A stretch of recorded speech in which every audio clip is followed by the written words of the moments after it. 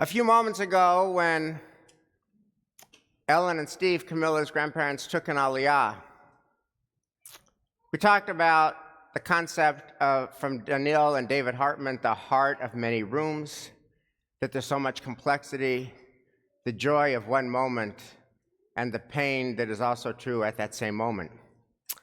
And I feel like we need to just preface this by saying we need a heart of many rooms right now for our congregation, because this morning has been amazing. Camilla's bat mitzvah has been so joyful. A radiant and beautiful bride and groom, and a radiant and beautiful bride and groom, so joyful. An 85th birthday party, so joyful. The music of Jeremiah and Elaine, so joyful. The energy, so joyful. That's all true. That's all true. And it's also true that the two lands we love, America and Israel, have a real problem. The problem is recurrent, and it is deadly. And the problem that both lands we love, America and Israel, share, showed up again this week. And the problem is violence. The problem is a lack of regard for the sanctity of human life. The problem is a lack of regard for the Hebrew Bible's most important teaching, which is that all human beings are created in God's image, and that all human beings, therefore, deserve to live and possess infinite worth and dignity and value. And in both lands, all those teachings were not respected this week, the opposite. On Monday morning, the middle of a very busy time at a crowded bus station in Jerusalem, two gunmen opened fire, spraying bullets on totally innocent civilians who were just going about their day, and killing 6 of them. 6 victims of terrorism. And the shots were fired in Jerusalem, but the effects were felt here. The shots were fired in Jerusalem, but the effects were felt in our preschool. Because one of the victims is a man named Rabbi Mordechai Steintzag, and his daughter Tanya teaches our children in our preschool downstairs. And on Monday, Tanya left from Logan Airport to Israel to attend her father's funeral. And what is true of Rabbi Steintzag is true of the other 5 victims. They all loved life. They all loved their families. They all loved their work. They all loved their community. They all loved their country. And they didn't deserve to die. And they leave behind families and communities that will never be the same. Each life taken is an infinite human tragedy. That was Monday. Then on Wednesday, at Utah Valley University, Charlie Kirk was assassinated.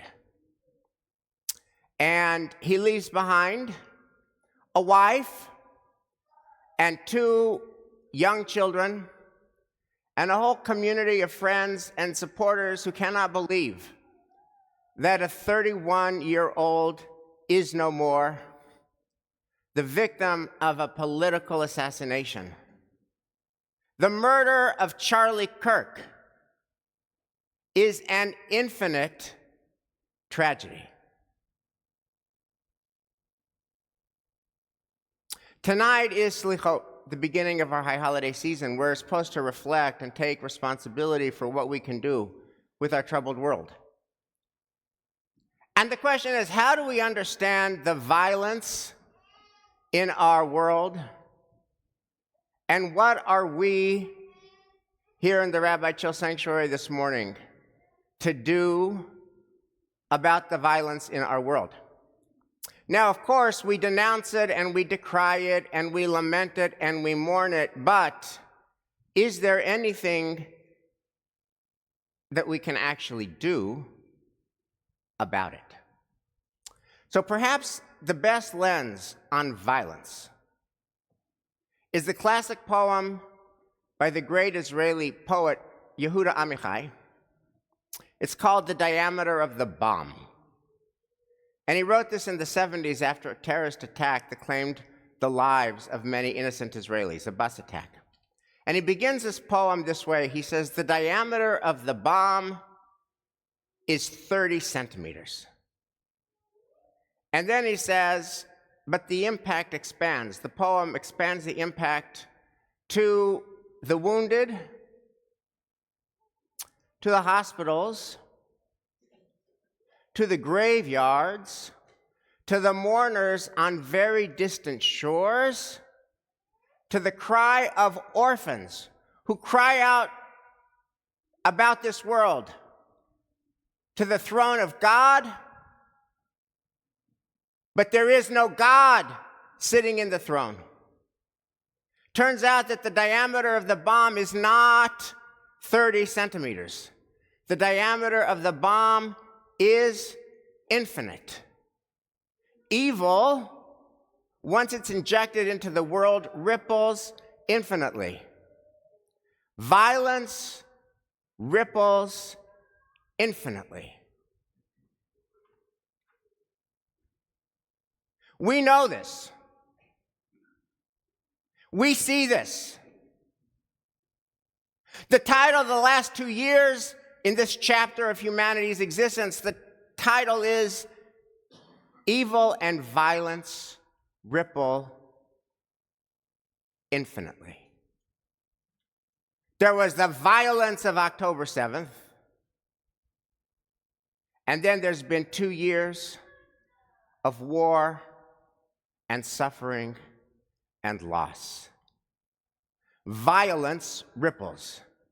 And the same is true with political assassinations.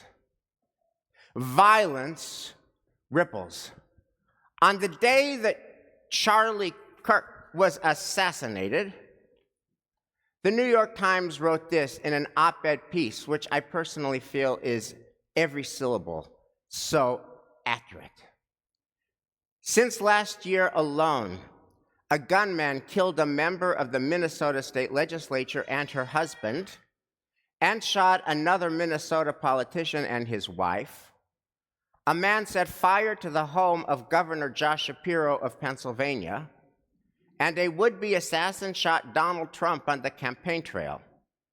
In 2022, an attacker broke into Representative Nancy Pelosi's home and fractured her husband's skull. In 2021, a violent mob attacked Congress, smashing windows and brutalizing police officers. In 2017, a gunman shot 4 people at a Republican practice for the congressional baseball game, badly wounding Representative Steve Scalise of Louisiana. Now, this sad litany shows how violence ripples. First of all, there is the coarsening of our culture. There is the coarsening of our culture, where it has kind of become normalized that people shoot people dead or try to shoot people dead over politics. Just wrap your head around that. And the other ripple is that this disease, this illness, this virus has infected the entire body politic of the United States of America, which is to say that the left murders the right, and the right murders the left. No side is innocent. Both sides do this. Violence just creates more violence. That is a truth that is old as the Hebrew Bible and is as new as today's headlines. So the question is, what do we do about it? And we actually have some wisdom from our tradition on this very dark and difficult topic from an unlikely source, from a light and lovely source. The wisdom comes from Shir HaShirim, the Song of Songs, which is Judaism's classic work on love. And there's such an interesting verse, verse 8:6. Says that love is as strong as death.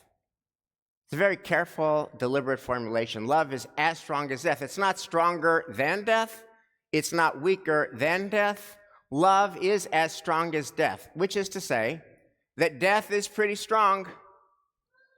Death is strong and it's unavoidable. But there is also a thing called love. And love is really powerful. In fact, it is as powerful as death. And all of us know this in our own lives. We know this verse is true from our own lives. Somebody we love dies. And we miss them terribly. And we will love them always and forever. But love is as strong as death. We say Kaddish for them. We observe their yortzeit every year. We say Yizkor for them. We talk about them. We remember them. We name our children and grandchildren and great-grandchildren for them. We do our best to become their living legacy. Death is, and death is real, and death is powerful, and love is as strong as death. We know what that means in our personal lives. What does this verse teach us in the context of political violence in America and in the context of terrorism violence in Israel? I think it tells us that love is as strong as death means that we can inject a positive energy into the world, because it's not just evil that ripples, also goodness ripples, and hope ripples, and moral virtue ripples. In fact, there's a whole tradition in Judaism called the Lamed Vav, the 36 righteous people. And what this teaches us is that there are 36 people. We don't know their names. They don't win Nobel Prizes. They're not in the headlines. But there are 36 people whose quiet decency literally sustains the world, because they do deeds every day that ripple. And the whole world saw a vivid, powerful example of this on July 4th. You remember the catastrophic flooding in Texas, and so many young campers and so many staff were trapped and died in the catastrophic flooding. And there's a 26-year-old guy named Scott Ruskin. He had been a CPA. He worked at one of the big 4 accounting firms in New York City. And he had a job, and it was good, and it was stable. But he felt that he wanted to do something more. And Scott Ruskin remembered, hey, wait a minute. I used to be a lifeguard on the Jersey Shore for 6 summers. So he decided to leave accounting. He decided to get trained up at the Coast Guard to become a rescue swimmer. Now, being a rescue swimmer, apparently in the Coast Guard, is one of the toughest jobs, one of the toughest trainings. It's very grueling. But Scott Ruskin went through it, and he was duly certified as a rescue swimmer for the United States Coast Guard. And his first assignment was July 4th, Camp Mystic, the hill country of Texas. And on that day, as is of course well known, Scott Ruskin saved 165 lives. He saved 165 campers and also staff who were otherwise trained and who were otherwise trapped. And while the world hailed him as a hero, he channeled the vibe and the energy of Alam Vavnik. He said, I'm just a guy. Now, think about this in terms of the Lamed Vav and how it's not just evil that ripples. We know evil ripples. We read evil ripples every day. But the counter is also true, and that's the message of Song of Songs. Goodness also ripples. So what happened? So he saved 165 lives that day. which means that the ripple includes, the Talmud says, if you save a life, you save a universe. He saved 165 universes on that day. He saved all the children and grandchildren who are going to be born from the people whose lives he saved that day. Here's another ripple. He saved these families from incomprehensible, dark, inconsolable grief. Imagine what back to school would have been like if there was no back to school. But there was back to school, and they took their kids, and they bought the pencil sharpeners and the pencils and the school supplies and a new year. The ripple includes that they're going to be able to see their children grow up and get married and have children and bring grandchildren into the world. The ripple includes that he reminded all of us that one person can make a difference, and that out of this enormous tragedy where so many people died, he forged a counter-narrative where so many got to live. Now, we're not rescue swimmers. We're not Scott Ruskin. But all of us can do something. So, if you find yourself sick and tired of reading stories about what unfolded in Jerusalem and in Utah this week, if you find yourself sick and tired of denouncing and decrying and lamenting and mourning our broken world, if you say, I want to do something about it, remember Song of Songs. Love is as strong as death. Goodness also ripples. Remember the Lamed Vav Tzadikim, 36 righteous people. Remember that it's ordinary people. It's you, it's me, it's us. It's our ordinary decency that sustains the world. Which means our question now is, what goodness, what hope,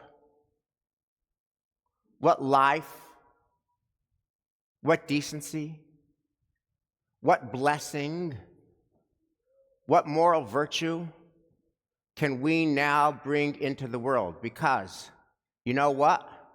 You know what? Goodness also ripples.